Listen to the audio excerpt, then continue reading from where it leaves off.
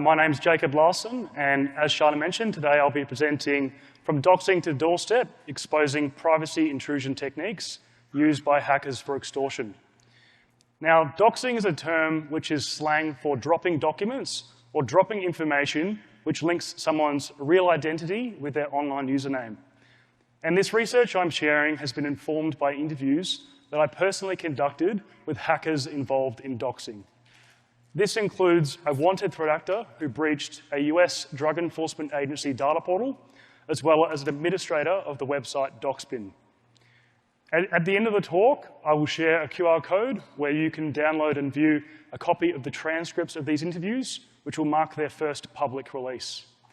You will also leave the talk with actionable advice on safeguarding your privacy and personal safety, and an understanding of the gaps in legal frameworks that enables doxing to thrive. Before I progress, I do want to say that this presentation does include content that could be distressing, like gun violence and loud noises, and I'll provide another warning before that content appears, but just keep that in mind. So by now, you can probably tell, based on my accent, I'm from Australia, and I'm from Perth, which is a small city on the west coast. And during the day, I work as an offensive security team lead at CyberCX, where I secure our customers' applications and infrastructure through security testing. But in the evenings, I work as a threat researcher, and I've been tracking a lot of different underground cybercrime groups since 2016. And the research I'm sharing today is what I've completed in a personal capacity. And that's because I've got a personal connection to doxing. You see, 9 years ago, I was the victim of doxing. I had my personal information released on a website where I couldn't get it taken down. My privacy was violated, and my safety was threatened. I was demanded to pay an extortion. And this all really happened because I had an online account with a rare username, which the hackers wanted so they could sell it for money. I didn't meet their extortion demands, but I did live in fear of what might happen to me. And ever since then, I've followed this weird online subculture which surrounds doxing and those who participate in it. And this research and story really begins in March 2023 last year, when two members of a notorious doxing gang called Vile were charged by the Department of Homeland Security for breaching the DEA web portal, which you can see on the slide. And this portal allowed them to search for anyone's personal information across 16 different US federal law enforcement databases. They could search for anyone's full name and find out their residential address, email address, mobile numbers, their owned property, vehicles, licenses, and much more. And in the affidavit, it mentioned that Vile used this compromised access for threatening victims with the release of their personal information unless extortion demands were met, just like what happened to me. And they use this access for doxing. And the intention of doxing is really to intimidate victims and make them fearful of what might happen when the information is released on a website where it won't be taken down. And this creates a lot of concern for victims of doxing because the typical advice provided from family members and law enforcement and lawyers is that, don't worry, it'll just go away with time. But it really doesn't apply. And this is why adversaries choose to use platforms like Doxbin, as you can see on the slide, to post doxers. And Doxbin really prides themselves in being a platform where adversaries can upload a user's docs without it being taken down. And as per their website, it says, if your information goes up, it's not coming down unless it breaks our terms of service. And one of the primary features that Doxbin offers its upgraded users is the ability to publish private doxers. And what this means is that an adversary can upload a victim's docs, receive a private link to it, and then send this link to their victim and attempt to extort them by threatening to make it public and release it online and to the Doxbin community. And so because of this simple functionality, Doxbin has really become the largest doxing community online, and they have over 300,000 users and 165,000 published doxers. Now, Doxbin was actually founded in 2018 by two threat actors, one called KT and the other Brenton. And KT is also one of the 5 members of the doxing gang Vile, which breached that DEA portal I shared a moment before.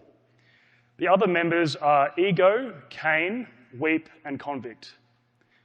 Now, Weep and Convict, they were the members that were arrested last year by authorities, and the remaining 3 members are wanted for their involvement. And so to get better insights into the doxing techniques they used, I was able to personally conduct an interview with Ego, a member of Vile that wasn't apprehended.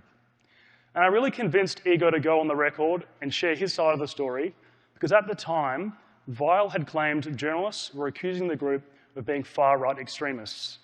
And my interview was an opportunity for him to speak to a security researcher rather than a journalist. Now, when I spoke to Ego, I did get some information about his beginnings. And he shared that he started out in the Xbox Live internet service provider doxing scene when he was much younger. And this effectively means he would find the IP address of other players in Xbox Live and then use this information to hit them off with denial of service attacks and ultimately extort them for money. He later joined Doxbin and became a member of Vile as his skill set had evolved, and he was ranked on Doxbin as the role clique, which effectively means he was friends of the owner. Now, he even contributed to the unmasking of a key Lapsus member in 2022 called White, and allegedly this was actually used for the apprehension of this Lapsus member. Now, these days he describes himself as an experienced social engineer and hacker, and he boasted that he earns a significant income from his doxing and extortion activities. One thing that I did find peculiar in the interview as well is that he shared that he lives with schizophrenia and acknowledged that this makes him feel rather emotionally detached, and often he doesn't have a lot of remorse or empathy for his victims. Now, coming back to that affidavit from earlier, in that affidavit, it mentioned that Vile actually compromised this DEA data portal by impersonating police officers and using compromised law enforcement passwords. And in my interview with Ego, he admitted to using a technique known as fraudulent emergency data requests, quote, nearly every time, and I've taught loads of people to do the same. So what is an emergency data request? Well, it's a procedure which is used by law enforcement for obtaining information from service providers in emergency situations where there's not really enough time to get a subpoena. And so these types of emergency situations could include, like a terrorist threat, immediate threat to public safety, or immediate threat to someone's life. And so social media companies and service providers like Meta, TikTok, and WhatsApp, for example, they offer these law enforcement panels to government workers where they can submit an emergency data request and then receive information on a targeted user within 24 hours. And the request simply needs to include like a username and a timestamp. And when the request is completed, they will receive the associated full name, email address, mobile number, payment information, IP address, and in some circumstances, even message history of that targeted user. But before an emergency data request can be submitted, there is an identity verification process which is required. And for most law enforcement panels, this simply requires a government email address receiving an authorization code. So on the slide, you can see an example of an authorization link sent by email to access a Facebook law enforcement panel. But there are also other ways these requests are submitted, and an example of that is an aggregator platform. And this is a platform that offers government workers a single location where they can lodge multiple requests. So on the slide, you can see an example of one of these aggregator platforms where these requests can be submitted, and they also sometimes handle that identity verification process as well. So you can see examples of different service providers such as Discord, Coinbase, LinkedIn, Binance, Bumble, and many others where these requests can be sent. So if we think about it, right, think about the depth of information that service providers hold on you as a user. If an emergency data request could be submitted fraudulently, it would be the fastest way for an adversary to attain high accurate and sensitive data on you in less than 24 hours. And so when it comes to submitting a fraudulent request, at the moment, this only requires access to a compromised government email address. This allows the adversary to receive that email and get that authorization link and verify themselves on a law enforcement panel or an aggregator platform. Sometimes there are additional steps required, like submitting fraudulent documentation, but it's pretty easily completed. So government emails, getting a compromised government email, that might seem like a difficult process, right? But they can actually be purchased on underground forums and Telegram communities for as low as $70 US. A lot of the time they're obtained through information stealer malware logs, web shells and hijacked government cPanels, or just traditionally phishing as well. And I wanted to understand more about the threat actors that provide these services. So I went undercover as a customer and infiltrated a few of these invite-only communities where threat actors not only sell government emails, but also provide the service to submit fraudulent emergency data requests. And in this instance, I observed a threat actor who was selling government emails where adversaries or their customers could supply any name they wanted for a government email address to be created for Mozambique, Philippines, Pakistan, or Brazil. Now, this is different from compromising an existing government email. This is creating a new government email with your own username, your own password that you can use at any point. And this only costs $100 US, and on the slide you can see it says used for EDRs, emergency data requests. I spoke to the threat actor that provided these services, and they actually shared that they would be willing to sell me access to the hijacked cPanel for only $500 US, where I could create an unlimited amount of government emails myself. And they were also not so careful to actually leak in the screenshot, which is on the background of the slide, the public IP and full domain name associated with that cPanel.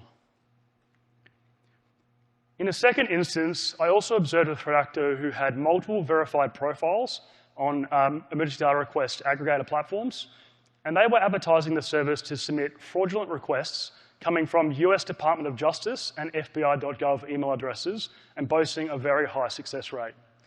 And so they shared this screenshot, which shows a US DOJ.gov email address signed into a TikTok law enforcement panel, ready to submit a fraudulent request at a moment's notice. And once an emergency data request is completed, the adversary will try to use the information that's been provided to compromise victims' personal accounts. And this is really done to gather other sensitive information on the victim to add to the docs and assist with the extortion process. Now, historically, simply the fear of having personal information released was enough for victims like me to meet extortion demands. And this was because adversaries had no way to intimidate their victims in real life. It was really just seen as a virtual threat. But because of these new violence-as-a-service marketplaces, which have been rising rapidly, digital conflicts are now manifesting physically. And when I spoke to Ego in the interview, I asked if Doxbin members pay for their targets to be intimidated physically. And his response was, those who have the means often go for it, and some of the members even provide these services. The range of offerings is quite extensive, from bricking to firing shots at their home from the outside. These acts are usually driven by the motive to acquire cryptocurrency. So I'll just provide a content warning. The next 2 slides do contain distressing content related to gun violence and loud noises. So I'm going to play for you in a moment a video which is an example of physical intimidation services which Vile have actually purchased to assist with extortion. And make sure you listen carefully to the audio. Vile came to get you. Bye-bye. So you can hear in the video, the threat actor says, Vile has come to get you. Bye-bye. Now, there are also different other services which are advertised on Telegram.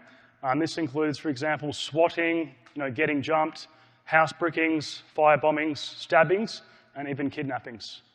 And here are 2 videos of service provided, which I want to share with you. And the first is a shooting, which involves an adversary going to a victim's home and shooting through their window. You ready? Yeah. Justin Active was here. Justin Active was here! The second video is a firebombing, and this is where a threat actor will light a Molotov and throw it inside a victim's home. Start. You can light it, bro. Light it. You can light it. Fucking light it. Now, purchasing the service of kidnapping, that may sound a bit far-fetched, right?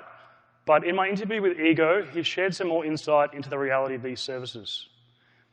And he said that things get pretty wicked online, much more than people realize.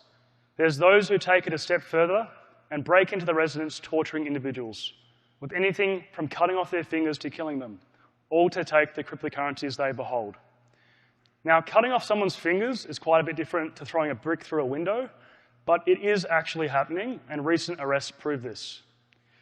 So just a couple months ago, June this year, 2024, a Florida man was actually convicted of doxing and extorting individuals in a physical sense. He would break into a victim's home, take them hostage, and threaten to cut off their fingers and toes. He wanted access to their cryptocurrency, just like Igor had said what happens in this interview. So this really brings to life the type of doxing and extortion tactics which gangs like Vile use. Now, within a couple of months of Weep and Convict in Vile being charged by authorities, Vile actually disbanded, and KT, the founder of Doxbin, also went into hiding and decided to part ways with Doxbin. And so Doxbin was actually sold to a threat actor called Operator in June 2023, and Rico stepped in as a new system administrator and developer. And so with an interest in wanting to better understand the legality of Doxbin, I was able to organize an interview with the new administrator, Rico, to shed some light. And in the interview with Rico, he shared that he started out in the doxing scene in 2016 when he was a minor. And so this really indicates that he's approximately in his mid-20s. He shared that he was the member of a group which was involved in performing swatting attacks on young women. Swatting is effectively a physical intimidation tactic, and it involves a phony 911 call, which results in a SWAT team breaking into a victim's home with the belief that a real threat is there, and it's incredibly dangerous and used as a physical intimidation tactic. He later created his own doxing gang called Valhalla, which the new owner of Doxbin Operator was also a member of. And so in August 2023, Operator hired Rico to step in to manage the ongoing development and system administration of Doxbin. I asked Rico about the operational security of Doxbin and if they relied on any bulletproof hosting. And his response was that bulletproof hosting is not necessary because Doxbin is not illegal. But this really didn't seem to be the case because Doxbin actually runs a service called offshore.cat. And offshore.cat is a website which recommends offshore hosting providers. And it specifically mentions this is a Doxbin project. They recommend service providers which Doxbin has used, and I found more than 10 specific reviews calling out Doxbin's experiences. Filters on the website include hosting providers that ignore DMCA takedowns, email providers with no logs, and domain registers that ignore illegal requests. And so it's quite clear that offshore hosting providers are used, and this is because Doxbin operates in a legal grey area. And speaking of legal grey areas, Rico also shared in the interview that the reason Doxbin is not illegal is because of Section 230 of the Communications Decency Act. And the CDA is a US federal law which provides immunity to platforms which host or republish users' content. And so what this essentially means is that Doxbin and other websites which publish users' content cannot be held legally liable for what their users say and do. And a good case example of this is Gamergate. And this was a case in 2014 by a female game developer called Brianna Wu, and she sued Twitter because Twitter users were uploading her docs to the platform and sharing her docs and making death threats. But Twitter actually won the case because under the CDA, they could not be held legally liable for what their users say and do. And so Doxbin takes the stance that even though doxes can be uploaded, which are used to intimidate and extort people, they are not responsible or liable for the information that is uploaded to the platform under the CDA. Now, there are other laws which broadly apply to doxing, and one of them is the US Interstate Communication Statute. And this effectively criminalizes any communication which contains a threat to injure a person, and the important part is the threatened party does not need to actually receive that threat directly.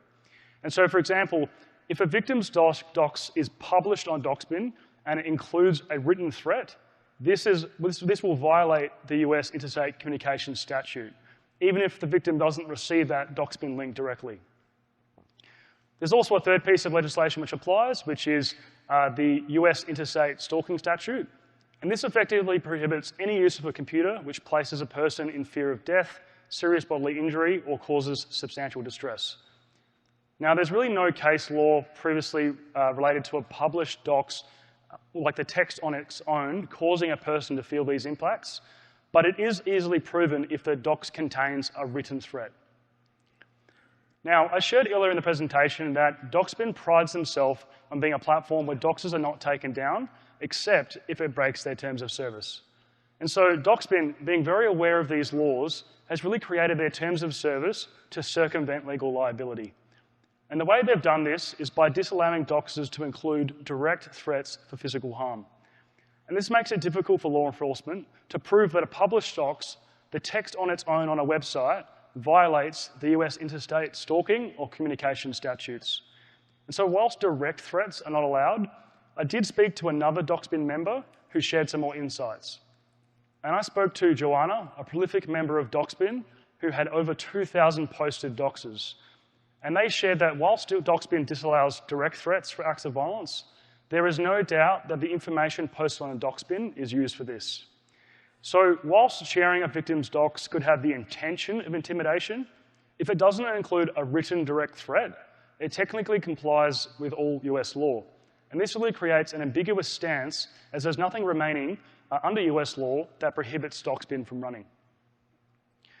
Now, Doxbin will take down their dox if it violates their terms of service, like I've discussed, and other types of content that's disallowed includes like underage content on children, any information on any children under the age of 15, and anything obtained illegally.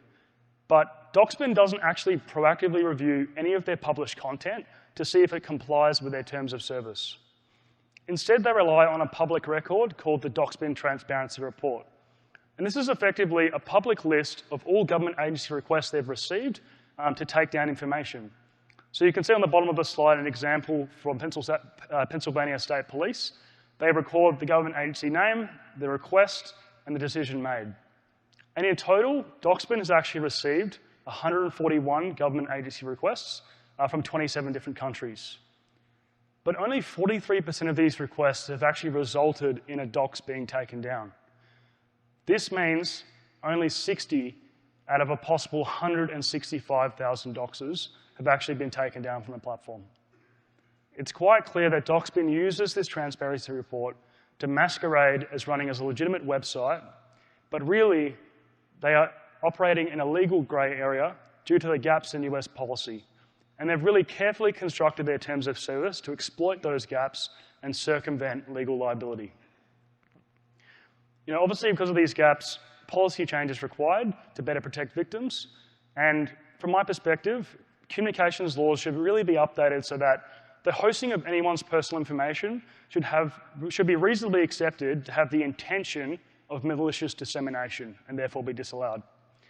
And stalking laws should be updated so that the sharing of someone's personal information without their explicit permission should have the intention of causing harm or stress, regardless of whether there is a direct written threat. Now, whilst I've been a victim of doxing myself in the past, I did recognise that with this research, it introduced a new level of risk, and I had to make some changes to protect my privacy and personal safety, and I want to share that with you today as takeaway advice to protect yourself. But it's important that we cover the basics as well. So, the US Department of Homeland Security, they've actually published some really comprehensive advice on how to protect yourself from doxing. And the first one is, obviously make sure you enable high privacy settings on all your social media accounts.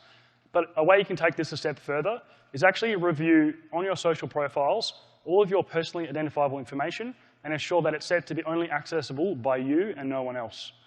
Second, make sure that you set unique and complex passwords, pretty easy these days with so many password managers that are available. Third, use two-factor authentication on all of your accounts. Now, it's really important that you don't use SMS or text message-based authentication options. I'll go through why in a bit more detail in a moment, but I really recommend you use like Google or Microsoft Authenticator for that option. Now, 4, you want to make sure you limit personal information you share online, and I recommend to actually make a habit of searching for yourself. Try and unearth what is available publicly, and either try and take it down or use that context to take steps to mitigate yourself from further compromise. I also asked Ego in my interview with him, what are some of the common mistakes that lead to people getting doxed? And he shared things like using identical usernames and passwords across different websites, oversharing personal information like posting pictures of family members online. But really, if you follow the advice that I shared a moment ago, this will mitigate a lot of the common mistakes that Ego has talked about here. But there are also other steps you can take to protect yourself from more sophisticated doxing techniques. So earlier I shared this diagram which shows what happens when a fraudulent emergency data request is completed. One of the primary objectives of an adversary is to hijack your primary email account. Now, unfortunately, when it comes to disrupting emergency data requests, there really isn't anything you can do. It really requires industry change. So it's better to take an assumed breach approach and focus on disrupting the attack chain of what happens after an emergency data request is completed. And you can take other steps from there to mitigate further compromise. So when an emergency data request is done, what an adversary will normally do is get access to your email address and your mobile number. And they compromise your accounts using the forgotten password account recovery process. And this is where a one-time passcode, or OTP, is sent to your mobile number to reset access to your account.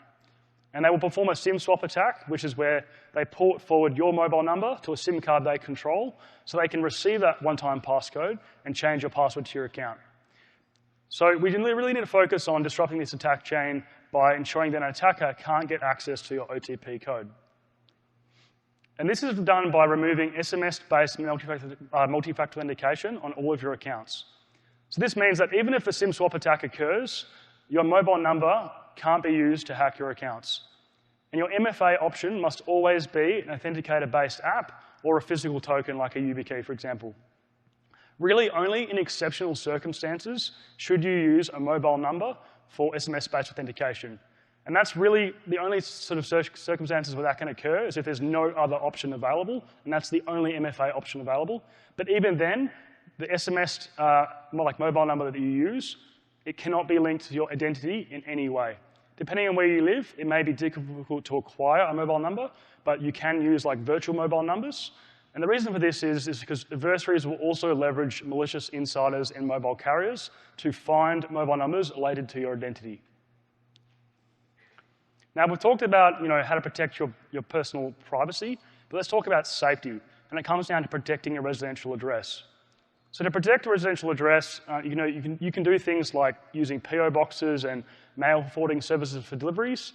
But given that your address is probably already included in a digital footprint online somewhere, and it's not cheap or easy to change your address, all we can really do is hinder the reconnaissance that an attacker can do on your home by requesting it to be blurred on Google Maps.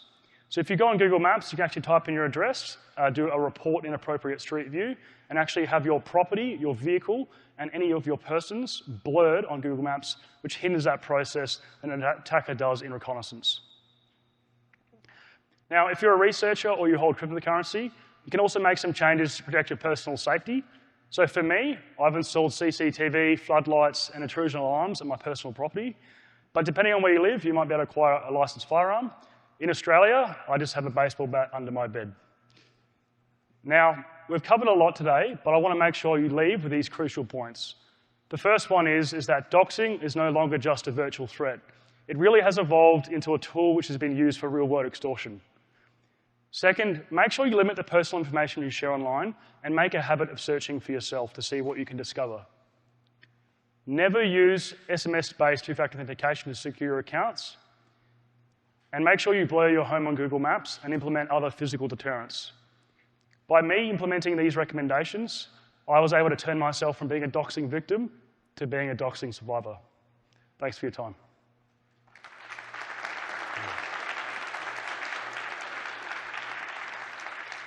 So you can now use a QR code to view the chat transcripts associated with the interviews that I conducted. And I'm also releasing another blog post tomorrow at my website with more information on my research. But if you have a question, please come to one of the 3 microphones available in the hallway, and I'd be happy to answer a question. Otherwise, I can see you at the wrap room afterwards.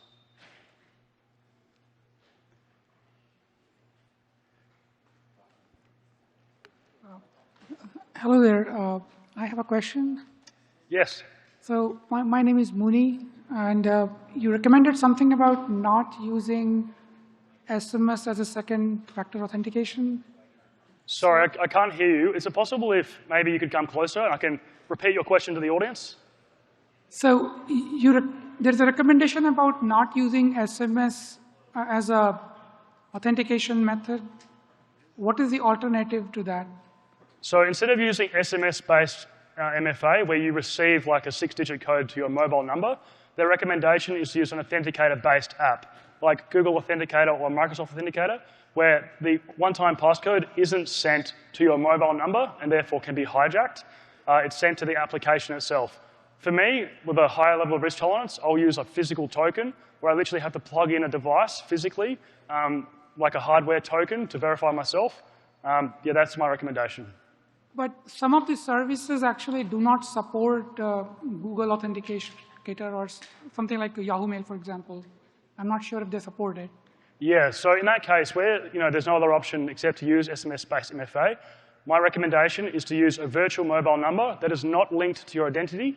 Therefore, the mobile carrier, the mobile number is not associated to your name. It might be associated to a business, like the third-party virtual mobile provider, and therefore the adversary won't be able to find that that mobile is linked to your name, and therefore it's unlikely that a SIM swap attack would be occurred on you. Right. Thank you. Cool.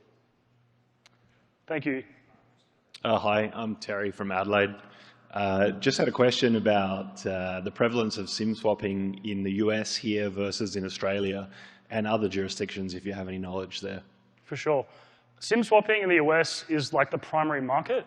The biggest issue is that there's a lot more malicious insiders that are available for mobile carriers in the US. And ultimately, people will even like go and work for T-Mobile or other providers intentionally to be a malicious insider. Yeah. I know that in Australia, it does occur, but it's not necessarily advertised like as a service. A lot of the time, it's different threat groups working together, but primarily the US is where all of this occurs. Thanks. No worries. If you are working on a red team for like one of the, say like one of these platforms that were on the list of the aggregators, is there anything you would suggest, like say, to try to do like maybe a simulated emergency data request, or look at things from an adversarial view in order to make sure your platforms aren't making it too easy of a target for these types of attackers? Yeah, very good question. I think a lot of the time where the failure really exists is that the service providers that have to respond to the requests, they've got a lot of pressure from them from a regulatory perspective to respond to those requests as soon as possible. But maybe there needs to be a bit more collaboration between government agency and law enforcement and these service providers to have like a approved subset of users that should be able to submit these requests, and maybe SLAs of how often or how quickly they should respond and how much additional verification is required. Because at the moment, in some cases, all you literally need is a government email and that's it. So like it might be someone in a completely different government department. It's like a whitelist of authorized people with the authority to make these requests, maybe. Exactly. Something along those lines. Or some sort of like segregation of duties where there's, if a request comes through, additional requests is required to validate that, et cetera. Cool, thank you. No worries. Hey. Hey, this is more of a comment. At least in Mexico, what we see is not so much SIM swapping, but what they do is the attackers will not send the SMS, but they'll send a phone call. You know, when you can click like, if you don't find it, send a phone call. It'll be sent to voicemail. They'll call at the same time, so it's at voicemail. And then they'll hack into the voicemail system, which is normally a 000-111 password, and get it. And that way they don't need an insider. It's much easier, and most people use default passwords. Yeah, that's very interesting for sure. I guess, yeah, voicemail is not something I would have thought of. That's I'll come and chat to you afterwards. It'd be really cool to chat. Thanks. Thank you for your presentation. I'm sorry I had to go through the whole doxing thing. My question is regarding, you had mentioned that previous person made a comment that there are a lot of wireless providers or even banking in every industry don't have phish-resistant multi-factor authentication options. So getting into the virtual phone numbers, is there particular ones that are better, that are from the carriers themselves better against someone social engineering them, or there are ones that have less insiders that are recommended than others? I can't make recommendations to specific service providers. I kind of want a bit more vendor agnostic in that sense. But typically when it comes to SIM swapping, which is using a virtual mobile number, you want to mitigate getting a SIM swap. But the carrier that you're with, they're not necessarily responsible for ensuring that your number is not ported out. It relies on the platform that does the port in. So regardless of which mobile carrier you go with, all the port outs just occur automatically. It could be ported into any other kind of carrier. So from a SIM swapping perspective, it's more about making sure that your name isn't associated with that mobile number rather than picking a specific carrier, if that makes sense. What kind of platforms don't require you to put your name associated with the phone number? There's like example platforms. I'm just not aware of any of the ones that you're talking about. I'll come and have a chat to you afterwards, and that way I can give me a bit more information. Thank you. Cool. Hello, Alex from Concentric Advisors. You mentioned some regulations and laws in the U.S. here that you mentioned required probably would need some updating as far as stalking and including doxing in there. I know that's obviously a pretty big task. Do you know of any organizations or initiatives that are kind of not maybe lobbying or kind of bringing awareness for that? Because I mean that's a really good point, right? I mean those laws are older and they definitely need updating for today's world. Yeah, for sure. I think the biggest issue lies in that these are often federal laws that require reform. Some states, like Arizona, for example, actually have legislation that covers doxing and mentions doxing specifically in it. That's disallowed. However, it's not uniform in any way across all of the states. I think the biggest issue in the moment is that published text on a website on its own, whilst it's used for intimidation and extortion, if it doesn't have that written threat, it's really difficult for law enforcement to do anything about it. So whether that's legislation policy is updated to mention a definition for doxing, and then that's considered within the policy, or it just includes that it doesn't need to actually be a written threat. That's another way it could be done. But from a lobbying perspective, to be honest, I haven't looked into that, so I'm not sure. No worries. Thank you. All good. Hi, thank you for the presentation. I had a question, you mentioned about the virtual mobile numbers. So let's say if we use a banking service and there we cannot provide virtual mobile number, we have to provide a real mobile number, and it doesn't use a service like Google Authenticator or something like that. So what would be your recommendation in that case? Fortunately for a bank, if someone's going to compromise your account and send funds, typically the bank will let you take that money back. You'll be refunded. So regarding some banks these days, what they're relying on is instead of using a one-time passcode sent by SMS, they will use their own mobile banking app as their way to receive that one-time passcode. So basically, any channel that is outside of SMS that is being leveraged is the way that it can be mitigated. Now, for banks that don't offer anything but SMS, to be honest, I haven't seen any examples where a provider can distinguish between a virtual and a non-virtual mobile number for registering from an SMS-based MFA perspective. A virtual mobile number should work. It looks and acts exactly the same as a normal mobile number. Okay, thank you. Yeah, thanks. Cool, thanks everybody. I'll be in the wrap room if anyone wants any further questions.